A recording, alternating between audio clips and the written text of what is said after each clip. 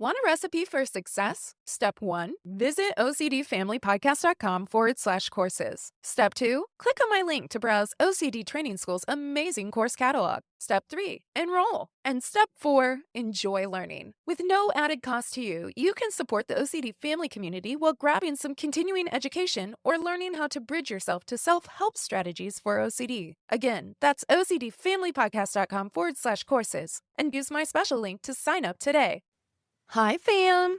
Welcome back to the water cooler, where we aim to quench some curiosity about common questions that impact OCD and OCRD warriors and their loved ones. And today, we are talking about how some conditions can look like OCD, act like OCD, even overlap with OCD, or trigger OCD-like symptoms, but they're not the same thing.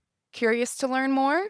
I'm glad. Just remember that this isn't therapy, and this will essentially be a drive-through understanding so that you can advocate for your loved ones and think, is this OCD, something else, or maybe both? So first up, we're going to talk about PANS and PANDAS.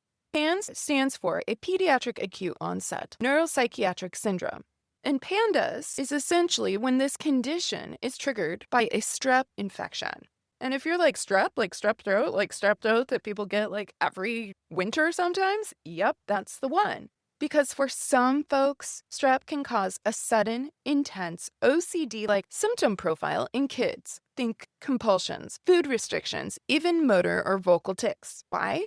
Well, it's actually an autoimmune condition, and they're medical at the core, not psychiatric in origin. So the treatment for PANS and PANDAS often includes antibiotics, and we're talking powerful and long-term antibiotics, not just your amoxicillin twice a day for 2 weeks. Anti-inflammatory meds, and sometimes immune-based treatments like steroids or IVIG. OCD therapies like exposure and response prevention and inference-based CBT can still help, but they're not enough alone because medical care is essential. And it's tricky because sometimes strep or these other kind of infections don't look like strep. In fact, you could say my whole household got strep. This child was the one who didn't. That doesn't mean that they didn't have strep. And it's hard to wrap your mind around. But going to the doctor and getting a test is the only way to validate. Even stress and simple routine dental cleanings can trigger flares. But to that end, even though it is a pediatric acute onset, we have cases where adults are like, no, I have or have had PANS or PANDAS.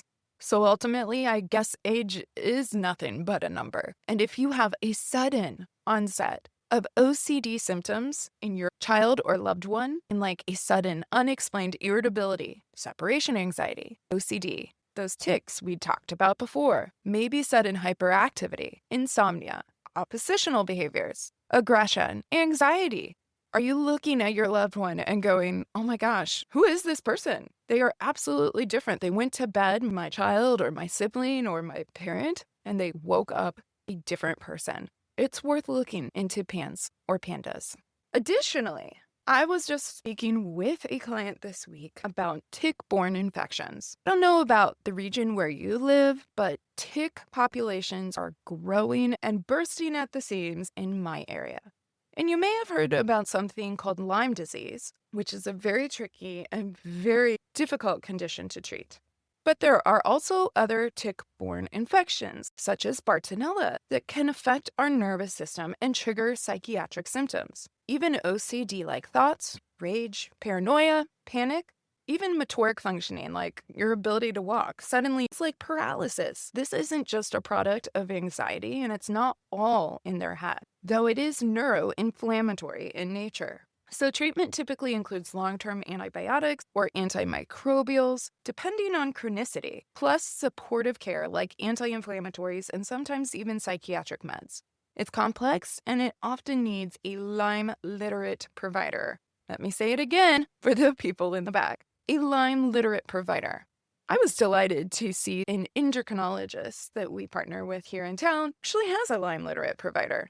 But overall, our resources are severely lacking. So if you jump on over to this episode's blog over at OCDFamilyPodcast.com, I'm going to link resources for both PANS, PANDAS, and Lyme and tick-borne illnesses. because it's important to be informed and to ask these questions or request testing that can verify whether these are conditions that are impacting you or your loved one. Next on the docket, eating disorders.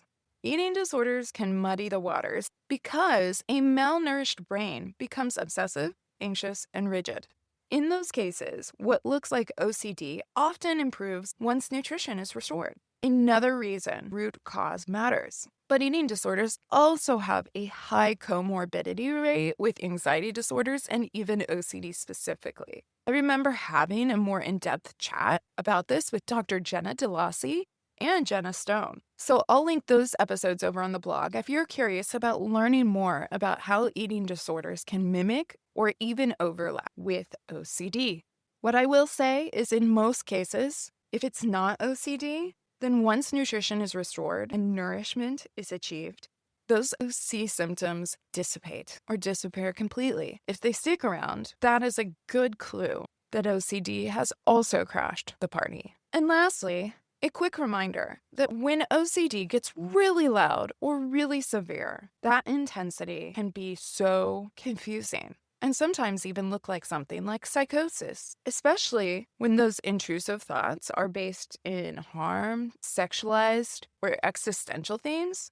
But there's a pretty key distinction when it comes to OCD. OCD is ego dystonic, meaning that the person does not value that, does not want that. It's not in sync with their true intentions or desires. In fact, it's distressing AF. And that is why they are so amped up.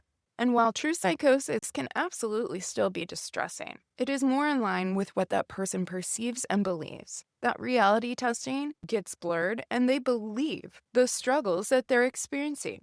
So of course that can bring distress, but it is different than the feared and imagined possibilities that we see in OCD. And if you're sitting there wondering, but can both occur? Yes, unfortunately both can occur. So what's a person to do? How can you or your loved one determine what's the bottom line here?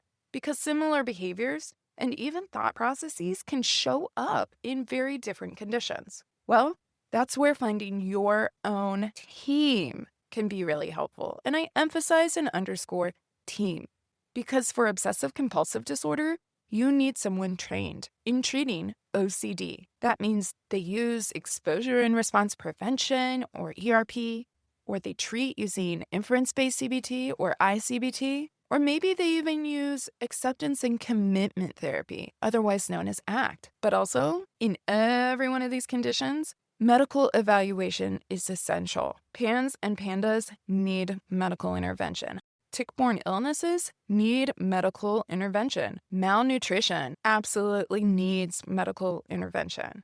And if your OCD is so loud that you are experiencing psychotic-like features, not able to sleep, not able to eat, not able to calm your nervous system down, you often, at the very least, need medication support, but really, that comes from a proper medical evaluation. So while any of these conditions can overlap and co-occur with OCD, sometimes it's not OCD. So be curious, seek a team for evaluation, and know that you're not alone. There's support. There are amazing groups. Like when I think of our PANS and PANDAS population, the parents are fierce advocates. It's so hard to see our loved ones battling intense symptoms.